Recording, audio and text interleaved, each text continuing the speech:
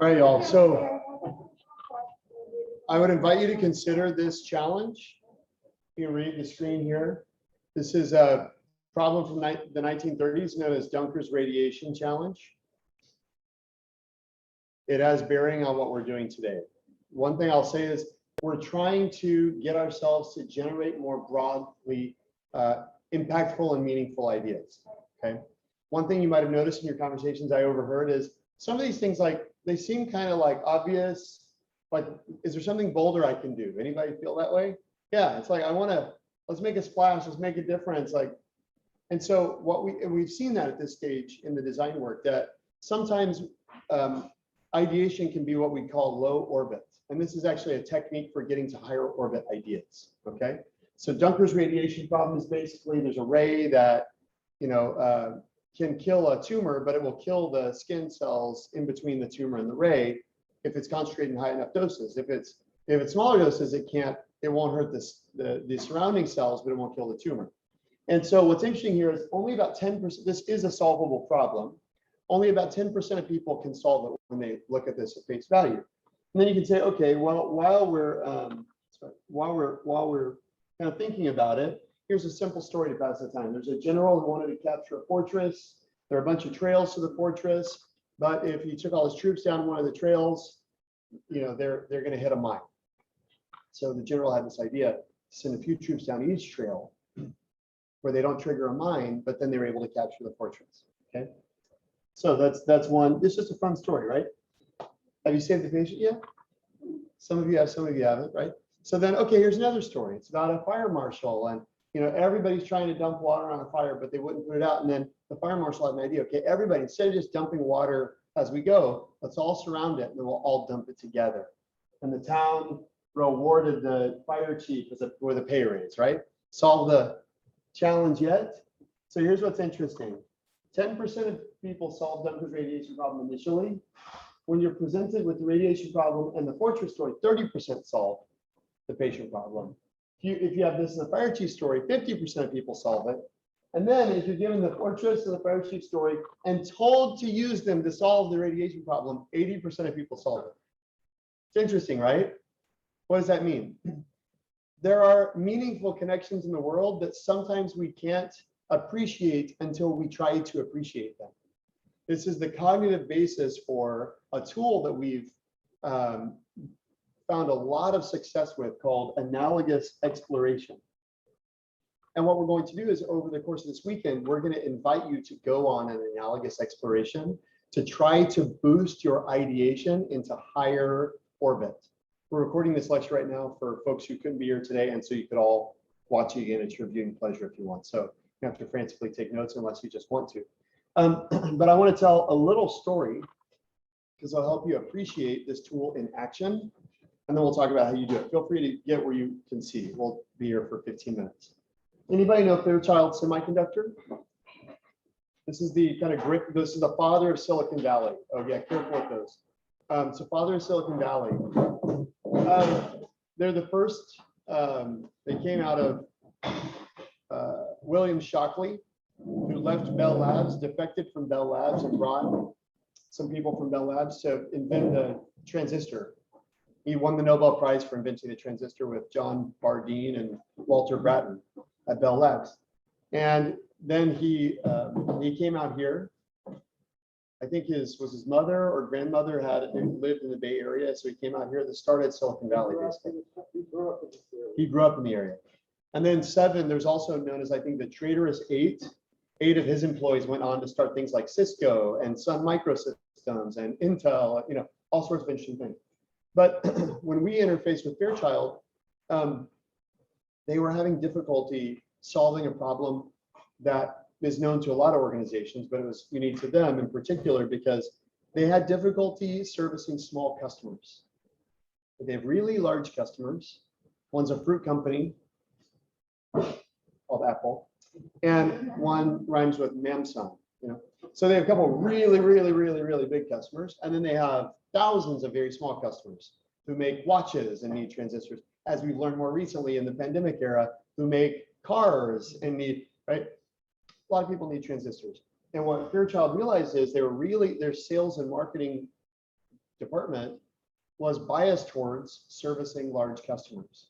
And they were leaving a lot of small customers, letting them fall through the cracks. So they came to us and said, we want to reinvent the sales experience for small customers. One of the conversations, and this is years ago, by the way, but one of the conversations that was really interesting, they brought in a sales director from this tiny company that just got started called Tesla. And they were talking to him about what it was like to buy products from him. And this is what one of the users, small business customer of Fairchild said. So he's a technology director at Tesla, small but important customer. We were surprised to notice he was completely derailed by what is to us a routine disruption and placed 5 backup orders. So pause there for a second. What they realized is they were a few thousand units off in their fulfillment. Usually that doesn't matter when your customer's buying millions of units. That's a rounding error. When they're only buying a few thousand units, to be a few thousand units off is a really big deal. And what they learned was Tesla, early in their life, had actually missed an earnings forecast because they didn't get this 85-cent ignition chip on time. And without an ignition chip, you can't roll cars off the lot, and their sales were affected. It was a huge deal. And it all came from the fact that it was totally foreseeable that they'd be a few thousand units off. It's just usually not a big deal. And so what he did, which was fascinating to them, is he just said, it's an 85-cent part. I don't care who services. I'm going to place orders with everybody and just hope somebody gets it to me. Because what Fairchild, the way they basically described the challenge is, they don't actually know how many parts they have on hand. They don't really have predictable ways of, because there's so many fabs all over the world. It's such a complex distribution channel. We kind of have a industry average estimate that we'll give. So if somebody places an order for 10,000 units, on average, they'll be there in this period of time. Maybe they'll be there tomorrow. Maybe they'll be there 10 times that amount, but on average, and that was kind of standard practice. They wondered if he's looking for a partner who can reduce the anxiety of working for his boss, not amplify it. It began changing to make delivery estimates a source of confidence instead of uncertainty. What they realized is what they told them just made him more nervous, not less. And what's interesting about this challenge is for them, this is it's like a paradigm shift, right? In the semiconductor industry, nobody knows when parts are showing up. How could we possibly be a source of confidence? It's like, this is mind-blowing, right? So what Analogous Exploration prompts you to consider is who already does this in a different way? And what I would invite you to consider is in the context of your project, you've got this really wicked relational problem and you've got some low orbit ideas. One way to trip yourself into a higher orbit or to reach escape velocity is to ask yourself, who does the thing I'm trying to do, but in a totally different context? And just like the fire marshal could actually be of use to the surgeon, or just like the general could be of use to the surgeon, if you are deliberate about seeking inspiration from unexpected places, you can dramatically increase your likelihood of achieving a breakthrough. And so what we did is we had the Fairchild team think of possible analogous locations. What are businesses that do routinely what we think would be game-changing to do? And in this case, they thought it'd be game-changing to make their delivery estimates a source of confidence. So who makes you feel certain that you're going to get what you paid for? You can think almost any business does, right? It actually doesn't take a lot to be able to do that. That's not to diminish the significance of the problem. But what you do first is you go and experience what they do in their context, and then you extrapolate principles. That's really important. You don't try to replicate. This isn't benchmarking, and it's not competitive analysis, because most of the time you're not visiting competitors. I realize in the context of your project, there's no competition per se. But if you think from an organizational perspective, many organizations think about benchmarking against competitors. What do other semiconductor companies do? But with wicked problems, that's not a good frame of reference because nobody's solving the problem. And so, but you can ask yourself, what do others do? So they went to a florist. This is pretty cool. They went to a street florist, said, hey, if we want to place an order for flowers for Valentine's Day, what are you going to have on hand? Like thinking, it's 3 months from now. How could you know? And the florist says, oh, let me look at my system. Looks like we're going to have tulips, begonia, so I don't know what kind of flower. This starts like listing all these flowers. And they were shocked. They go, how can you possibly know what flowers you're going to have in 3 months? Flowers have like a shelf life of a week. What are you talking about? And she showed them how she had a relationship, not only with her distributors, but with her farmers. She saw what her farmers were planting, what her farmers had planned for their crop rotation. And they were just floored by that level of transparency across a supply chain. Because if you think about their space, it's incredibly secretive. They don't share information with anybody. They don't even know what their own fabs are making. It's that secretive. And so the thought that we would actually share information with partners was like mind bending, right? They also went to a hotel, a Hyatt hotel. I was with them. I remember walking up to the front desk of the Hyatt hotel, and they said, hey, we booked a room for last night, or, it's a hypothetical situation. I don't advise hypotheticals, by the way, but to be honest, they were hypothetical, which I do advise. And they said, imagine we booked a room last night, but our flight was delayed. We just showed up today. Maybe it's super late at night. What do you do if you're sold out? Because what you know about hotels is they routinely overbook because they count on some people not showing up. So what happens if I show up and you've overbooked? And the woman standing at the check-in desk said, oh, easy. I'll just look at the inventory in the area. They said, there aren't other Hyatt hotels here. She said, no, we have like Hilton, Marriott, Ritz. We can see what all of their occupancy levels are. So they're like, what? And she said, what do you think I'm going to do? Tell you to like sleep on the street? And they, what they realized? We did that to Tesla. Go sleep on the street. We don't have any rooms. Sorry. But she said, no, we have inventory sharing arrangements, and we'll pay for your room. If you pay for a room with us, we'll buy your room with Marriott, no problem. Where do you want to stay? They were mind blown at the prospect of actually recommending a competitor's product. And for Hyatt, they're like, it's called customer service. It was like, this is not a revolutionary concept. But in a different industry, as David Kelly often says, fish don't know they're wet. And there's this paradigm that we have. We don't even realize this is water, right? And in the semiconductor space, secrecy is a virtue, right? There's not even a paradigm for maybe we could share meaningful information, right? And so ultimately, after learning those things, what we do is we say, okay, how do the principles that we learned in a different context at the florist or at the hotel apply to our problem? And then you have a new brainstorm question, right? So you already know the user is the guy from Tesla, and you already know what you're trying to do, make your estimates a source of confidence. But now you have a new frame on the problem, right? How can we share inventory levels across our supply chain, right? Notice they didn't say, how can we coordinate with our farmers to find out what they're planting, right? That would be literalism. And one of the critical things that you have to do, or here, maybe just to wrap on this story, what they ended up doing, this is actually one of their distributors' websites, DigiKey. If you look at Fairchild Semiconductor, what's really cool, they started sharing inventory levels about what's immediately available. So they claim it's one of the first innovations in semiconductor supply chain in like 50 years. I don't know, either that's really sad or it's not true. I don't know which it is, but it's amazing, right? But one thing I would say, just on this point about literalism, is we have to go through what we call abstraction. You have to abstract, think about concrete observations and abstract principles. The path you have to take to get inspiration is like this, okay? And where people make mistakes is when they try to do that. So I'll give you an example. This is just like a silly, fun example. We have the opportunity to go all over the world and see d.schools or d.school, sister universities or things like that all over the world. And it's funny, you go to Kuala Lumpur, you go to Moscow, you go to Bogota, you want to know what everybody has in their context? Everybody. Crappy red IKEA couch. I knew you were going to say that. Right? Everybody, and it's on wheels, right? Everybody's got one. You know why? Because at some point they came to the d.school and they said, they have these really cool red couches. That's what makes a space creative.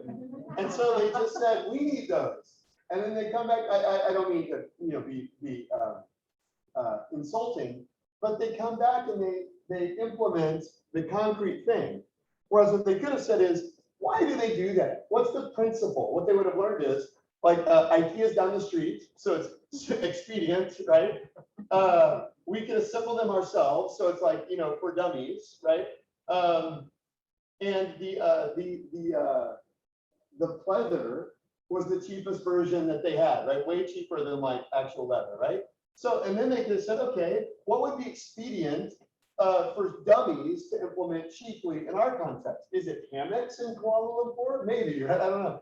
But you can imagine how all of a sudden what you implement, if you think about the principles behind what we're doing, is radically different than like, this is actually, if you think about it, KL, it's like super expensive to get a pleather red IKEA couch.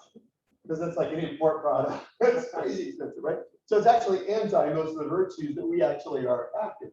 My point is, you're going to see things in certain contexts. You're not, I mean, hopefully it almost goes without saying. You have to go through this process of extracting principles to arrive at new things to implement in your user's life. Okay? There are tons of amazing experiences that you're going to have this weekend. You're going to do crazy things. And it's all in the name of transformative design. So just like you're able to do something you've always wanted to done, which, reminder, it's due now in 3 weeks, 2 or 3 weeks. I don't know. You have that project just in case you've forgotten. You just saw like 4 eyeballs get really big. Yes, that's still an assignment. You're going to have an assignment now where you're going to go into the world and seek inspiration for your partner's relationship that you're seeking to reinvent. You're going to go, you're going to say, okay, what's my game changer? Who does that in some meaningful way? You're going to go immerse yourself in that experience, patronize that experience. Okay. You don't go and ask some. So for example, say you've identified there's a fundamental trust issue in the relationship.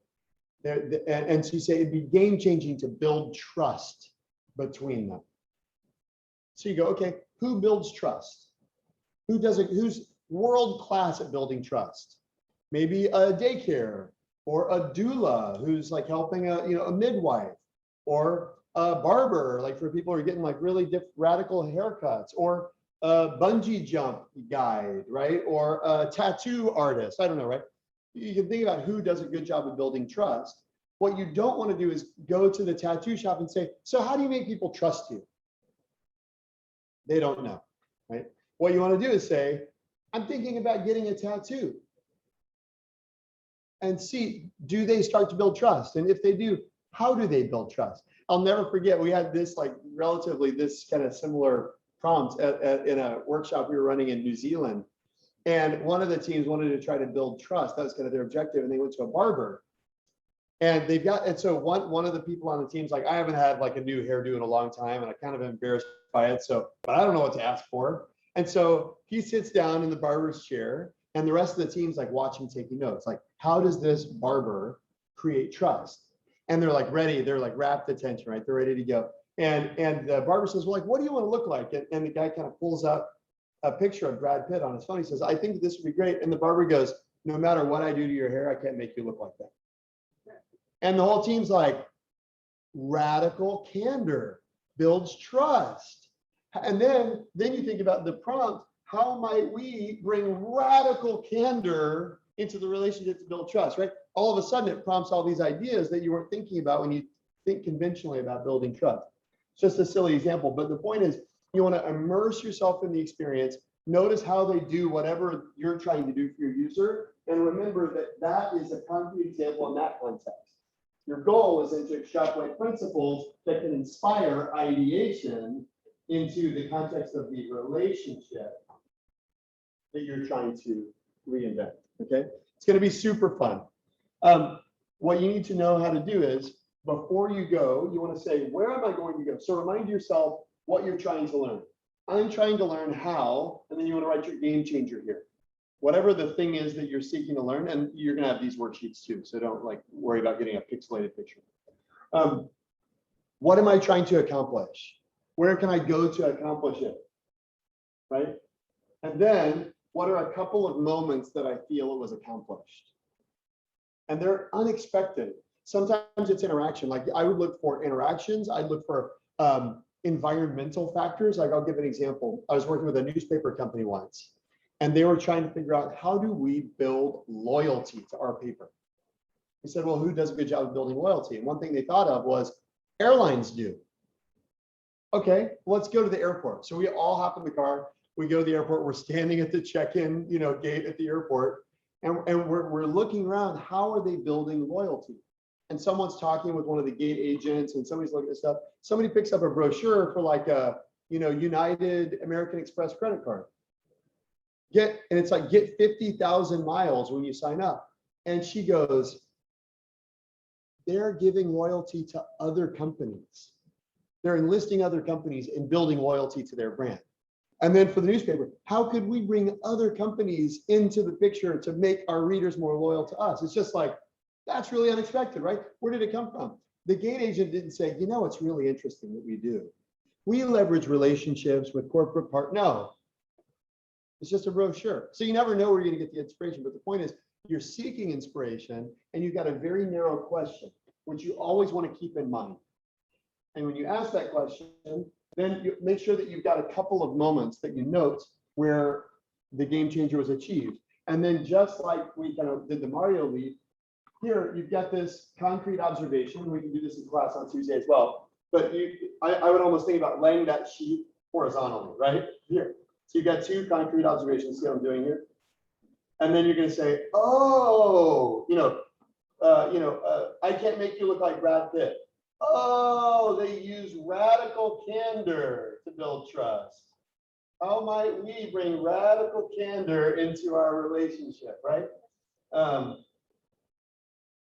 Oh, so this one is like, brochure with flyer miles. Oh, you mean they give loyalty to other partners? How might we use other partners to drive loyalty, right? So you think about just shifting this worksheet on its axis, you're going to be leaping to the abstract principles that then you can grab one or two or five of these and drop it onto a brainstorm sheet. And it's now a new principle that can constrain. And just like when you put your thumb over a fire hose, it actually makes the water flare more. By adding a constraint will actually help you be more generative. The goal is for this analogous experience to inspire more radical ideation, okay? You know you've got your safe bet. Hopefully now, after this conversation with your user, everybody's got a couple of safe behaviors. You're like, that's a no-brainer, you should try it. Like, why haven't you been doing that, right? But now, can you come up with something that might be truly revolutionary? That's your objective for the weekend, okay? So with that, I think we can close. Do you all have any questions? We've got worksheets there. We've got the first two worksheets there, and then we'll use this worksheet in class on Tuesday. So between now and Tuesday, you've got to immerse yourself in an analogous experience, some kind of analogous experience that you feel in some way delivers on what you're trying to do for your user's relationship. You're going to immerse, and then you're going to at least have the left hand. There could be 10 moments, right? It doesn't just have to be 2. But 10 moments that are concrete observations in that context that you hope to work with a partner in class on Tuesday to extrapolate principles from that could lead to new ideation. Okay, so grab a couple, make sure each of you get those 2 worksheets. And then if you have questions, we can definitely talk about it as well. So low.